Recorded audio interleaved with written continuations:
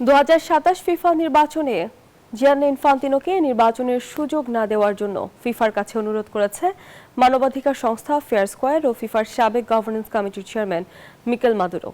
এর মধ্যে বিশ্বকাপ স্বত্ব বিক্রির বিতর্কিত পরিকল্পনার জেরে পদত্যাগ করেছেন সংস্থাটির প্রধান পরিচালন কর্মকর্তা কেভিন ল্যামোর। ফিফা সভাপতির সেই বিতর্কিত সিদ্ধান্ত ঘিরে ফিফার অভ্যন্তরীণ কোন্দল ও সমালোচনা তীব্র রূপ নিয়েছে।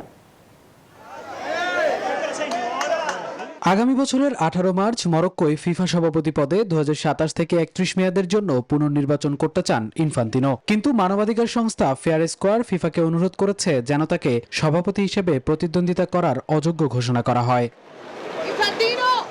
ফেয়ার স্কয়ার জানিয়েছে ইনফান্তিনো ফিফার বিধি অনুযায়ী অনুমোদিত সর্বোচ্চ 3টি মেয়াদ ইতিমধ্যেই শেষ করেছেন। যদিও 2022 সালে ইনফান্তিনো যুক্তি দেখিয়েছিলেন যে 2016 সালের প্রথম অসমাপ্ত মেয়াদটি এতে অন্তর্ভুক্ত হবে না। ফেয়ার স্কয়ার এই ব্যাখ্যার স্বচ্ছতা ও বৈধতা নিয়ে প্রশ্ন তুলে ফিফাকে নিজেদের নিয়ম মেনে চলার আহ্বান জানিয়েছে। যুক্তরাষ্ট্রের 1 নম্বর জিম চেইন গোল্ড জিম এখন আবারও বাংলাদেশে। বসুন্ধরা আবাসিক এলাকা ও বসুন্ধরা সিটি শপিং মলে। ফিফার সাবেক গভর্নেন্স কমিটির চেয়ারম্যান মিকেল মাদুরো বলেছেন, ইনফান্তিনো ফিফার ধারা অনুযায়ী 3 মেয়াদ শেষ করেছে। তাকে আগামী নির্বাচনে প্রতিদ্বন্দ্বিতা করার অনুমতি দেওয়া উচিত নয়। ফিফার গঠনতন্ত্রের 33 নং অনুচ্ছেদের 2 নং ধারায় এটা স্পষ্ট যে ফিফার কোনো সভাপতি 3টির বেশি মেয়াদে দায়িত্ব পালন করতে পারবেন না। ইনফান্তিনোকে চতুর্থ মেয়াদের জন্য প্রতিদ্বন্দ্বিতা করার অনুমতি দেয়া উচিত নয়।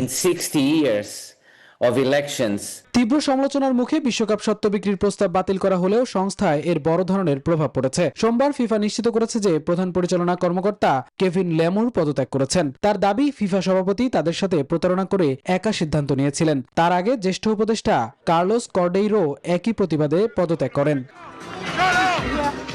উয়েফা, এশিয়ান ফুটবল কনফেডারেশন এবং কনকাকাফ ইনফান্তিনোর আচরণে ক্ষুব্ধ।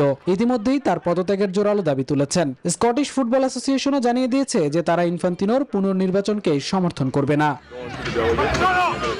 মামুনুর রহমান, নিউজ 24।